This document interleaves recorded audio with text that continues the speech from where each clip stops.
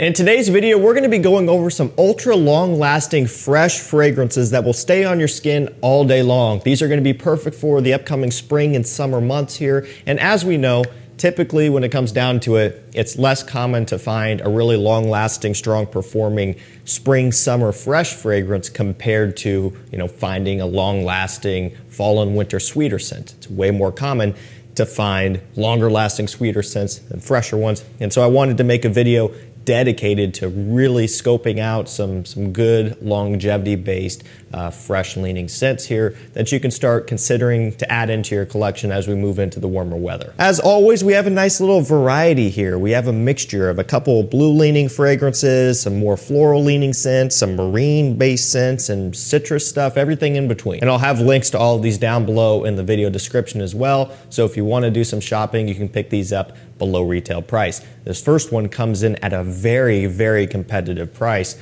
This one is Ralph Lauren Polo Deep Blue Parfum. So this one is going to be kind of one of their blue fragrance variants, quite a bit different than Polo Blue Parfum. So keep in mind there is a difference here. This is Deep Blue Parfum. And what they're doing is they're really focusing in on a bunch of citrus and ambroxan, no doubt. You get this salty kind of C-note accord in here as well. And one of the things that's pretty cool about this one that makes it stand out is the use of mango, which is a note that is not used all that often, at least in men's fragrances, especially on the designer side, but it's used here and it gives it this unique textured fruitiness that, again, we don't really smell or pick up on all that often in anything else. So what you have is kind of this unique take on a blue fragrance, which is nice because, let's be real, there are tons and tons of blue fragrances out there, and yeah, each one maybe goes in its own direction a little bit, but it's nice to have one that really takes a different approach here. And as I mentioned already, the price on this one is super competitive also. It's around $50 and that's on discounters. But the main thing that we're interested in is the performance. It does have very good longevity and pretty decent projection as well. And as I mentioned, it is a parfum concentration, which really helps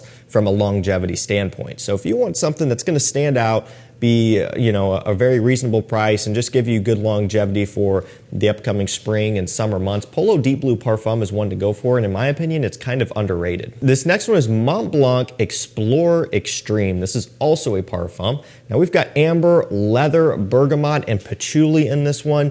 So kind of an interesting flanker here. We all know the original Explorer is a Creed Aventus clone, and so which direction does this one go? Well, it does still have some Aventus. I find that it's more of like Aventus Absolute leaning. Now here's the catch. This is not a clone of Aventus Absolute like cut and dry. To me, it's not that simple. This does actually introduce, surprisingly, a little bit of a Dior Sauvage type of smell. And honestly, a little bit of a Sauvage Elixir type of smell. And you pick up on it on the dry down, just smelling it right here off the cap. You smell that, but you still smell some of the fruity Creed Aventus facets that maybe you would expect out of a Montblanc Explorer flanker after all. They've released a couple other flankers. They released Explorer Platinum and Explorer Blue, neither of which smell like Aventus. So it was kind of fair to assume that maybe this could go in a completely different direction. We just weren't sure. But given they're kind of sticking with a very similar looking bottle and just naming it Extreme versus calling it Blue or Platinum or anything else, I think we were kind of assuming that it was going to be somewhat similar to the original, and it is a little bit, but with plenty of a variance as well. So there's pretty much zero redundancy between this and the original version. Like I mentioned, a little bit of a Sauvage Elixir, spicy type of warm smell in here, but then plenty of like a brighter Creed Aventus / Creed Absolute Aventus smell.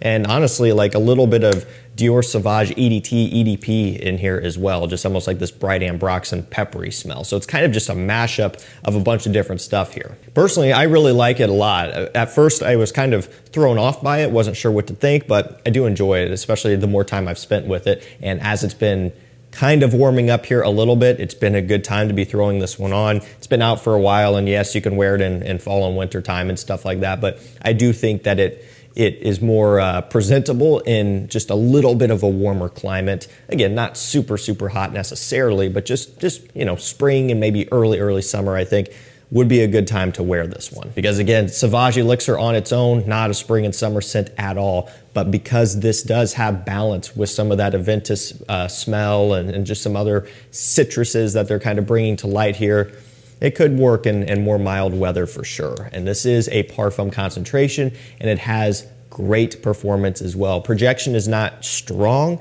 more of a heavier trail. However, the longevity is exceptional. Really cool bottle on these two. Just really nice presentation, really nice scent all the way through. Let's keep it moving with YSL Myslf. This is the Le Parfum version. Now this one has orange blossom, amber, vanilla, and you get some black pepper in here. So you're seeing vanilla and you're thinking, fresh, summer scent, no way. Well, this is still predominantly a bright, kind of fresh white floral scent. It very much is white floral, so keep that in mind. If you don't like floral scents on men, you know, if that's not something you like for yourself, then, you know, you're not gonna like this one probably. However, it does smell really, really good. And I'm not always the biggest fan of white florals or just florals in general. You know, it really has to be a certain type. I love Reflection Man. I love Gucci Guilty Elixir, and I like these YSL Myslfs. But there aren't very few others that I really enjoy. Like, for example, Moschino Toy Boy. Not something I ever wear. I can appreciate the smell, but it's not for me. This is not in that league at all. It still has plenty of a designer nuance to it to where you can pull it off, even if you're not like the biggest fan of a floral scent. But anyway, again, still primarily fresh leaning. The vanilla gives it just a little bit of a sweet balance here, which honestly works really well with the DNA. You might be surprised. It sounds bizarre, but it does really tie things together without pushing it too sweet. This is not something I would wear in fall and winter. It doesn't smell like a fall and winter scent. You can do it, but for me, I have other things to wear. Like, this is something that I would predominantly wear when it's warmer outside, spring and early parts of summer for sure. Also, the amber, it's giving it that kind of fuzzy, ambergris, ambroxan smell in here, just that bright fuzziness that you would expect. You're getting that. Just a really, really nice, well-blended, kind of unique leaning white floral scent. And it does have great performance as well due to the parfum concentration. And to be fair, this is Le Parfum, so I don't know if it's actually a parfum. I would maybe assume that it is, but we've seen sometimes where a Le Parfum is still technically an EDP, sometimes. So I don't know exactly, but I do know it performs more so like a parfum concentration with not super bright, punchy projection, however, really, really solid longevity that will get you through a day. Let's keep it moving with Rasasi Hawas Atlantis, which could be one of my favorite bottle presentations in the Rasasi Hawas lineup. I love pretty much most of them, you know, Verde and Tropical, I like the green, those are pretty cool. The original's hard to beat. They have a lot of cool, but the gradient here, it doesn't look as cool on camera, it doesn't show up as well, but you just get that green right there at the top, into that deep blue, and then to this kind of black, like really, really deep blue down at the bottom that's hard to perceive. Again, in person, looks really, really cool. The important thing about this one is the smell, and the reason why I've been loving this one so much is not just the bottle, but it's the fact that it smells like the discontinued Paco Rabanne Invictus Legend, which is an amazing scent. Talk about a flanker that kind of somewhat answered to what we've been wanting, which is kind of like a less bubblegummy sweet Invictus. Because as we know, the Invictus lineup pretty much invented the term bubblegummy sweet, or I guess I should say, people started using the term bubblegummy sweet after Invictus, the original, was released as a descriptor for that type of scent and all of the others to follow. But I'm pretty confident that it started after Invictus. That's kind of what got the ball rolling there. And a lot of the flankers have kind of leaned that direction as well. Some maybe not so much, but you know, the original definitely is very much what you would consider to be a very sweet, youthful type of scent. And Invictus Legend got pretty far away from that. And instead, what that one does is, instead of being like a fruity, aquatic, sweet scent, it's more of a deep, rich, marine, kind of oceanic smelling scent. You know, it just, instead of using sea notes, it uses marine notes. It has this really nice bay leaf accord in there as well. Instead of getting like a bright ambroxan type of smell, you're getting like a deeper, richer amber accord. It's just the way I would say is like, if regular Invictus is like an ultra light blue, like, you know, sweet, summertime, playful, easygoing scent, Invictus Legend is like a deep blue, marine, heavy, strong scent that's just more commanding smelling, more powerful smelling. That's really what it is, and they discontinued it. However, Rasasi Hawas Atlantis gets us right back into that DNA, just, you know, at a fraction of the cost, of course, and way easier to get than trying to track down an actual bottle of Legend. But man, I absolutely love this stuff. Always been a fan of Legend. Kind of a short-lived run on that one, and it makes sense because compared to the rest of the Invictus lineup, maybe the sales weren't as good. It just doesn't follow the same type of trend that they were kind of, you know, going after.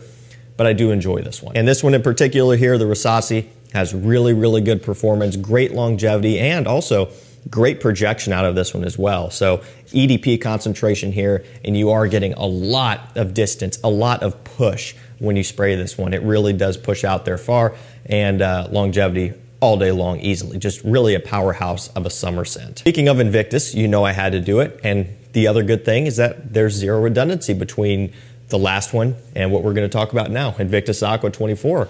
So again, this is like brighter, fresher, more citrus-based, more like summer vacation smelling. It's just like an easier going type of scent. And I've always described this, starting with the 2016 version, of course, as my go-to lake day scent, my go-to pool day scent, or going to the beach, to the ocean as well. It just has, of course, a watery, uplifting, summery, playful, carefree, and easygoing smell about it that is perfect for summer outdoor activities. Like legitimately, I can't tell you how many times I've worn this to the lake. Again, not necessarily just this one, Invictus Aqua 2016, of course, and also even regular Rasasi Hawas. I've worn that one multiple times to the things that I'm describing right now. It's just something about this DNA in particular that is legitimately perfect for what I'm describing. And so that's what I like about this one, coupled with the fact that you're getting something that has amazing performance, all day longevity, and a pretty good projection out of this one as well. I don't need to describe Invictus Aqua much more because it's very well known at this point, but it is a great performer. It's something that I lean on heavily in the spring and summer months.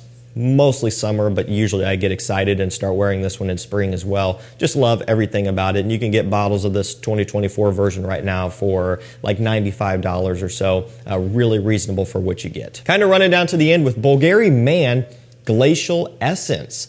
You don't hear about these too much, but this one here has musk, clear wood, and juniper berries. So a little bit of a different take on a designer scent here. And honestly, the entire Bvlgari Man lineup, for the most part, does that, with the exception of Man in Black, which is very similar to Spice Bomb. You know, not much creativity there necessarily. But when we look into Wood Essence, Wood Neroli, Rain Essence, Glacial Essence, Terra Essence, and this one here in particular is just a nice, cooling and refreshing smell. And honestly, the name and the bottle, I mean, it is very fitting to what you get. Just a refreshing, cooling, summer-based scent with great projection and longevity as well. The only thing about these, that atomizer is horrendous. I mean, you could probably see it on the camera. Very narrow distribution and a lot of distance, but it just kind of, you end up with like one spot, you know, that gets sprayed on your skin, on your neck. It's just, atomizer is some of the worst that I have in my collection. However, the scent makes up for it. That is nice, cooling, and just bright and vibrant. We're gonna finish this video off with a niche fragrance. If you have deep pockets and you want to spend some money on something, you could go for Parfums de Marly Sedley. If you want to save some money, you can go for Lattafa Mahir Legacy. Very, very similar. The only difference mainly is price point, you know, $200 or more versus $40. Whichever way you want to go, the main idea is this smell, this DNA, this minty green, citrusy, musky, ambroxan-based scent. Kind of their take on a blue fragrance with a nice fuzziness about it. Love everything about Sedley. In terms of their fresh lineup, this is probably my favorite. Just, you know, if I had to choose one. But it's, you know, Greenlee is right behind it for sure. Really like that one as well. Percival, not my favorite, but Sedley, Greenlee, two of the best. And if I had to choose one, only one, it would be probably Sedley. Really big fan of this. Great projection, great longevity. all-day wear, and a huge compliment puller. Alrighty guys, that's going to do it for me. Some long-lasting summer fragrances and spring fragrances that just won't give you any trouble with wearing off after 2 hours. We don't want that. That's frustrating. These aren't going to do that for you. I've got links down below. Thank you so much for watching. Stay safe, stay healthy, and we'll see you tomorrow with another one. Take care.